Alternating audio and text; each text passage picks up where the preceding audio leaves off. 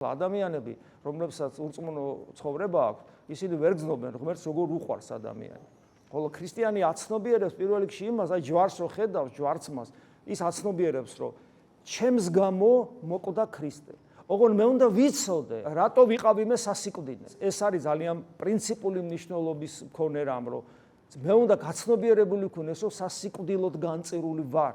არა მარტო იმის გამო, რომ გენეტიკური მემკვიდრე ვარ ადამიანისა და ევასი, არამედ ჩემი პირადი ცხოვრების წესით, ჩემი ეგოიზმით, ჩემი ანგარებით, ჩემი შურით, იმ უმაღლესი ზნეობრივ მწვერვალთან მიმართებაში, რომელსაც ღმერთი ქვია, ჩემი თავისუფალი, როგორც თვითუფლებრივი და როგორც გონიერი არსება, ყოველთვის ჩამორჩები და შესაბამისად ჩამორჩები თვითუფლებრივი, ანუ თავისუფალი რადგან ვარ, ჩემი ნებით, ანუ დამნაშავე ვარ. აი თუ ეს ადამიანმა არ დაინახა, მას ქრისტე არ ჭირდება.